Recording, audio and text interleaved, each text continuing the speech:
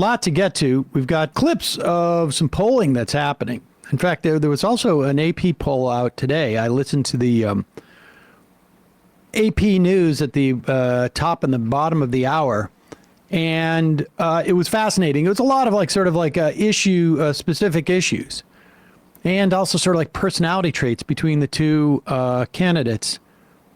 And on every single one, leadership, cares about us, whatever it was, Harris had a lead about 5 or 6 points on Trump, which, you know, in this day and age is a significant lead. And even when it came to questions of the economy, it was more or less tied. And, I should say specifically, the sense of who will win. A lot of political scientists believe that this is one of the more predictive polling out there, rather than who they believe, who they support, who they think will win. And it is reversed, or I should say, Harris is now tied with Trump on that, whereas I think Biden was down by about 5 or 6 points in that when he was still in the race. So it's pretty fascinating. Also reports that Biden is still upset at Pelosi and Obama and Schumer. He should be, but in my mind, for the wrong reasons. I think he has. Pretty hard to be sitting where Joe Biden is and not feel like anyone who was saying that Harris is going to do better has been vindicated. Simultaneously, however, I guess Nancy Pelosi went on Ezra Klein's podcast and inadvertently, perhaps, revealed that she definitely did have a plan to try and open up the nomination to edge Harris out. And that Biden made his announcement surprised Pelosi and Schumer et al. And Obama, presumably, when he made his announcement. They didn't think he was going to do it on that Sunday. And by the time that they had sort of regrouped, he had already endorsed Harris, which fundamentally altered the nature of the race. I mean, it's clear what happened is he decided, and then he's like, okay, I'm doing this on my terms now. And you'll recall AOC had that Instagram stream. I think it was just a couple of days before Biden dropped out. Not like the night or 2 nights before. I feel like it was on maybe Thursday night. Okay. Prior to that. This is just off the top of my memory. And it was on the way back from the studio. were we covering like the convention or the convention? There was no debate. Convention, right. Yeah. And Grandpa Leck over here. And she had outlined how this was a problem, putting aside the question of what was, whether anybody else was going to be a better candidate.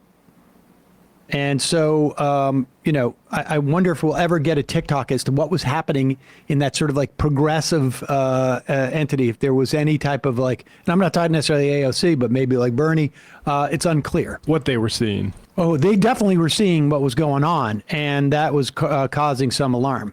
Both from I think both from like a political perspective, I think it would have been a disaster to have had an open, mini primary. I don't even know what that means. But, this whole notion of like these tech bros coming in and going like, well, the way we'll do it is, we'll roll out our new technology. We got an app. So yeah, exactly. Would have been ridiculous. All right. Meanwhile, first decision that Kamala Harris made was who she was going to tap to be her vice president. He spoke first time solo appearance. Is that right? Yep.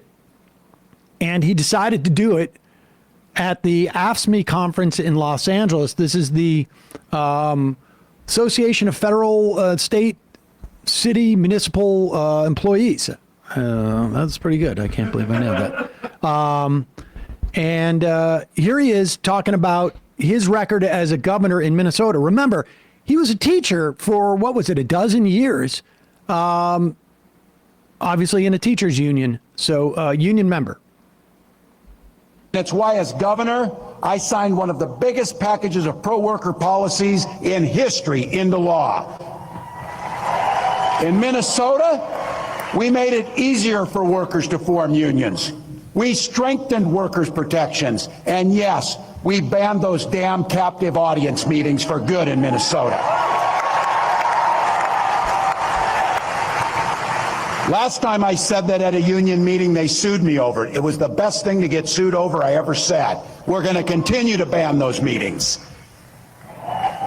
But we did more than that for families and AFSCME workers that are there every single day. We did. There you go. And that I like that kind of talk. And I like the fact that they're out there, you know. I Wanting don't to fight. Huh? Wanting to fight. Yes. Yeah.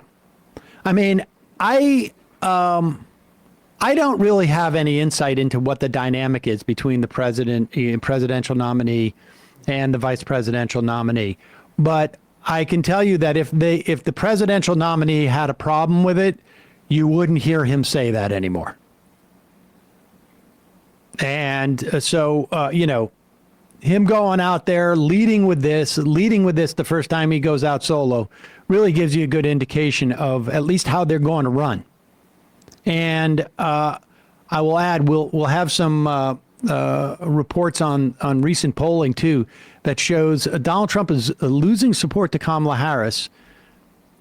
I don't mean losing, but shedding support to Kamala Harris in some of the least expected places. But we'll get to that later in the program. Hey, folks, don't forget to hit the subscribe button and check out our daily show. We do it every day at 12 p.m. Eastern for about 2.5 hours. We even take phone calls. You should check that out.